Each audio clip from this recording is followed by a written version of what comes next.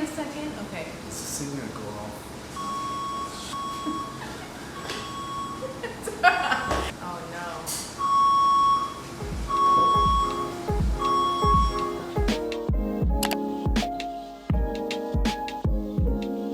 Great. Hey you guys, what is up? Welcome back to another video. I'm so excited for this video because we're doing a question and answer with a general surgeon. This is Dr. Konyalian. Thank you so much for being here today. We asked you to ask us some questions on Instagram and we're going to go through them, but before we get started, can you just give a little intro about yourself? Sure. My name is Konyalian. I'm a general surgeon and I've been in practice since 2007.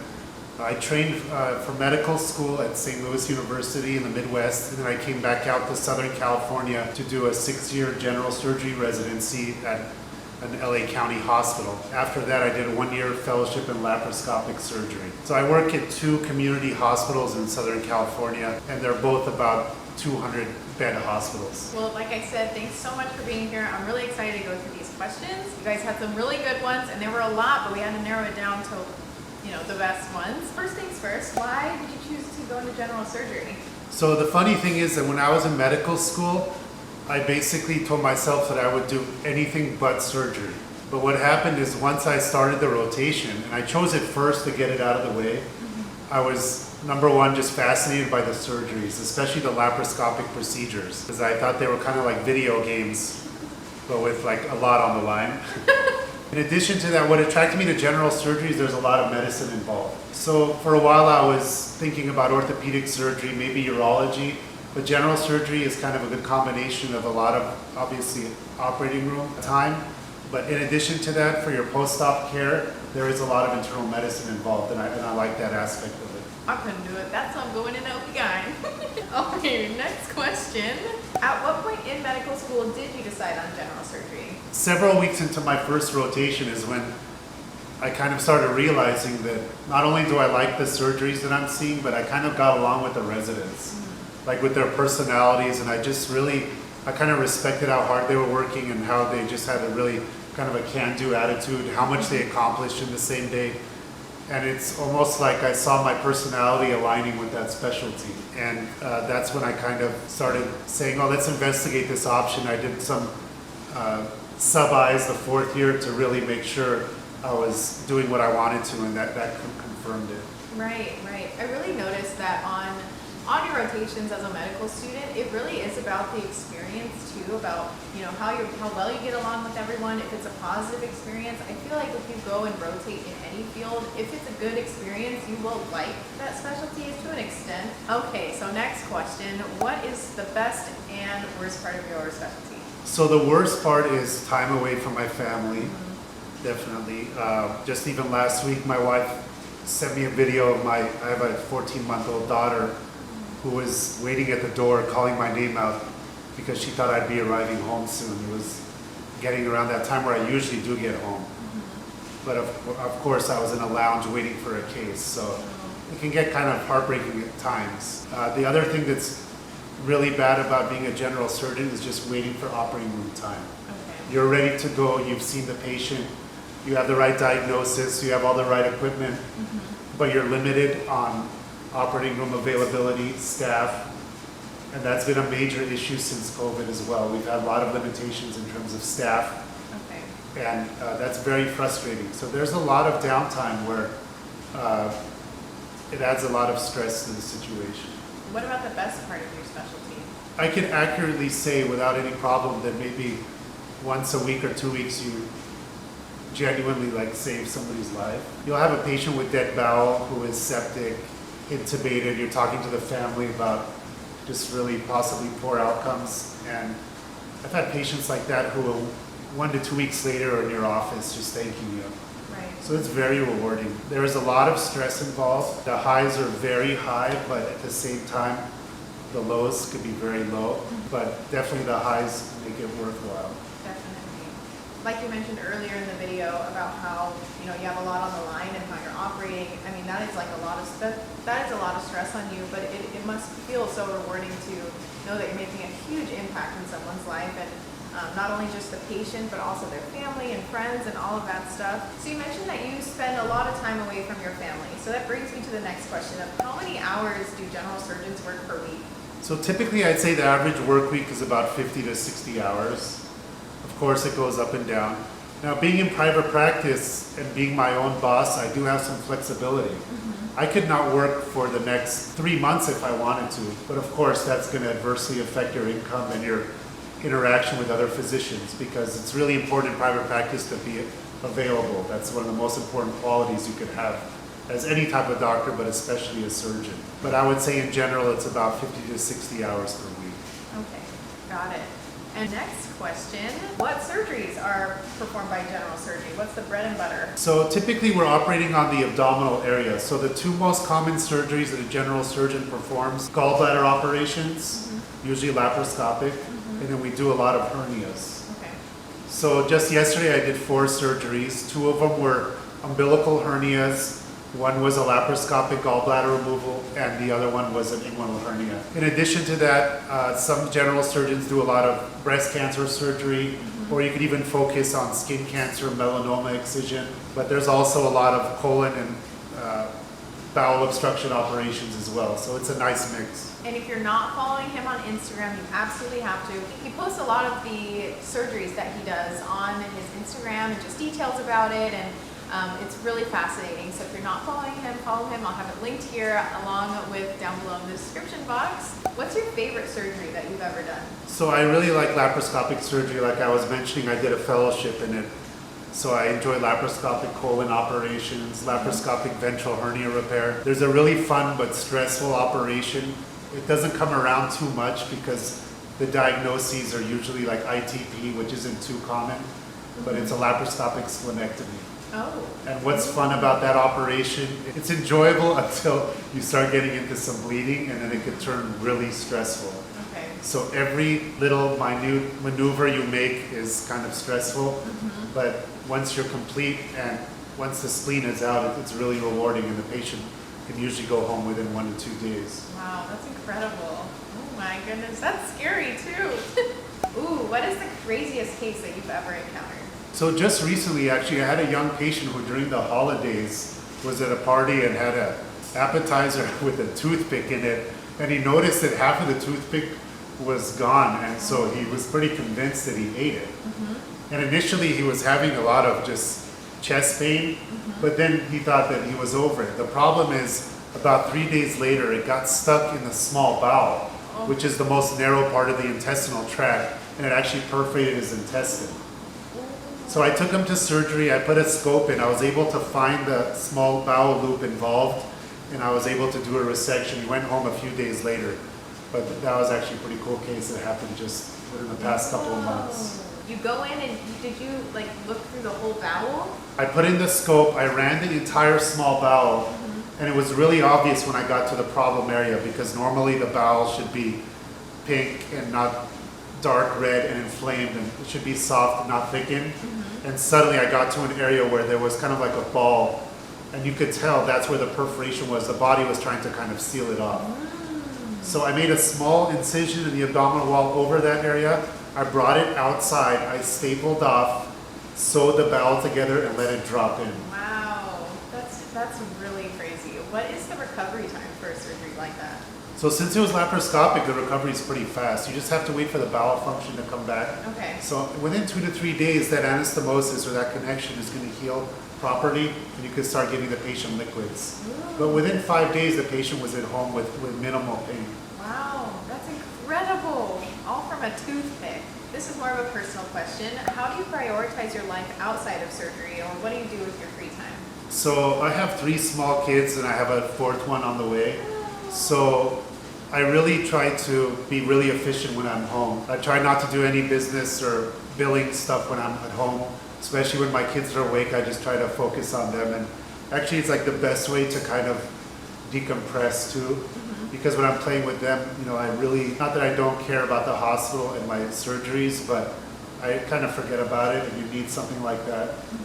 And the other thing I like to emphasize is also just going to the gym and working out and having a proper diet and just trying to stay as fit as possible. I think that helps immensely for stress release, dealing with long days in the operating room. And you know what's funny is that in another video, an interview I just did with Dr. Zafar Khan, he's a PM&R doc, he also mentioned the same thing. He emphasized exercise as stress relief and how important it is to maintain some sort of physical fitness when you're a doctor.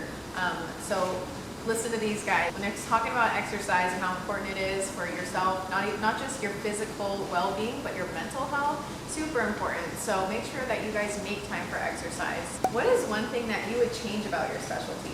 Well, the one negative aspect is just waiting so long for Right. cases, but sometimes you just don't have control over that. Mm-hmm. The other difficult thing, and we could talk about this in subsequent videos, is dealing with insurance companies. There's a lot of paperwork involved, and it gets really frustrating because I could leave my family at 2 in the morning, go do a really stressful operation, follow a patient for 2 weeks, deal with the family, the post-op care, and then afterwards the insurance company will tell me that you never got an authorization for that. Like, you know, I'm supposed to call some office at 3 a.m. while the patient's unstable. So you get through it, it's part of the deal, but it's taxing at points. It's so unfortunate how insurance companies have so much control, as if they're not practicing physicians like you.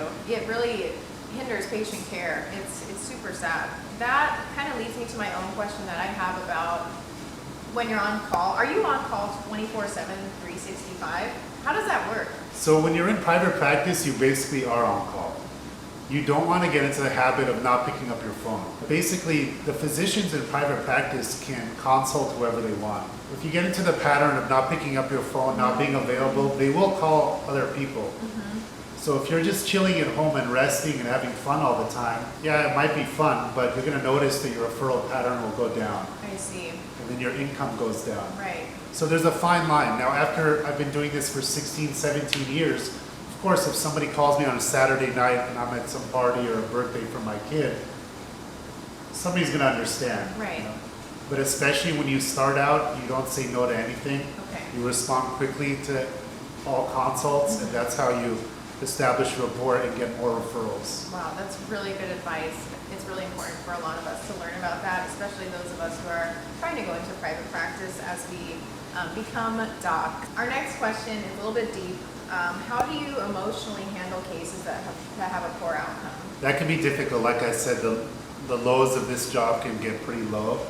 And actually, the second where you feel like you've really achieved success, like technically, and you start patting yourself on the back, inevitably you will have a complication just to keep you in check. And complications happen to all surgeons. There is no surgeon on earth who's so amazing that doesn't have a complication. So you're gonna have to deal with that properly. And I tend to take it really tough. Even my wife will tell me she knows that something is not right at the hospital.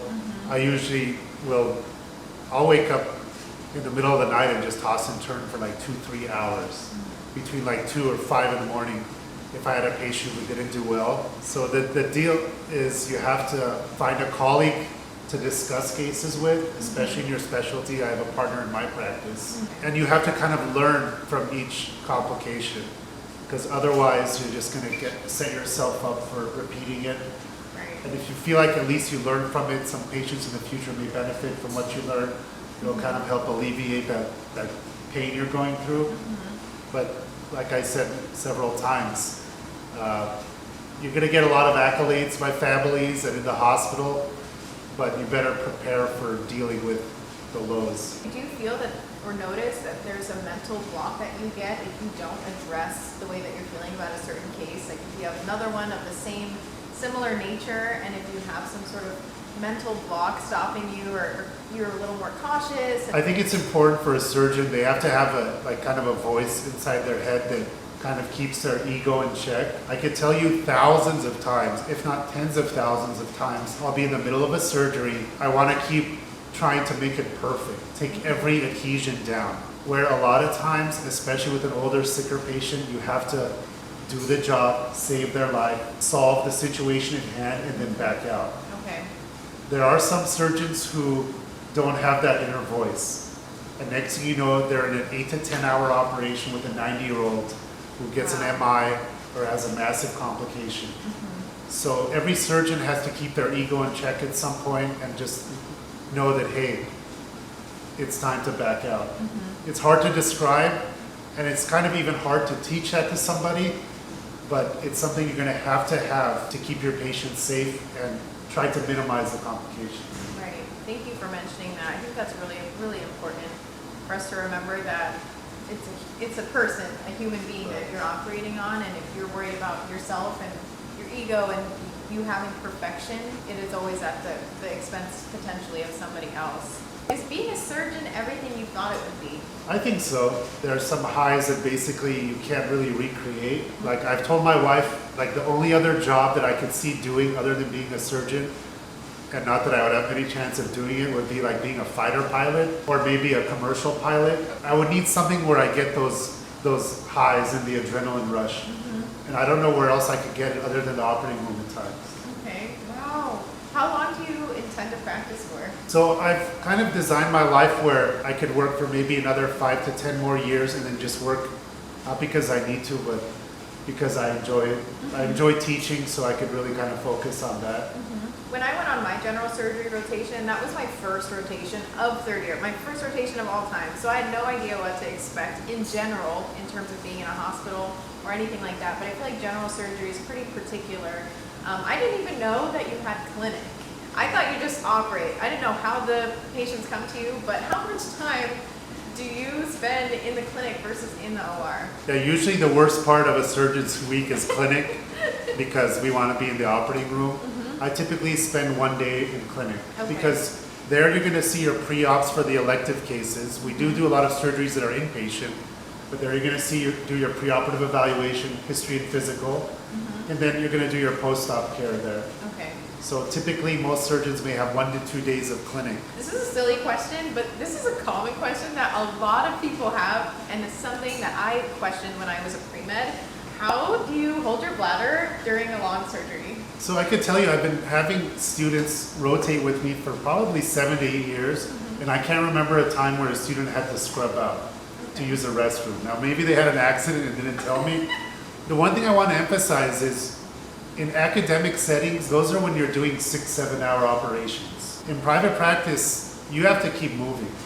And I also realize that in academic settings, residents are doing a lot of the surgeries. So a right colectomy in an academic setting with a resident is going to take maybe 2.5 to 3.5 hours, while I could do it in 40 minutes. So it's not really much of an issue. What I'm trying to say is there's not many 5 or 6 hour cases on my rotation. Good to know. So see, you don't have to hold your bladder for a decade during majority of general surgery procedures. And then our last question, which is my favorite question of all time, how similar is what you do to Grey's Anatomy? There's different aspects to that question. I don't really watch that show because, and don't be offended, but especially during residency, like the last thing I wanted to watch on my very limited free time was a show about like residency and surgery. Right. I can tell you that during residency, without getting into too many details, things got pretty crazy. Okay. And some would say it's really bad, some would call it really good.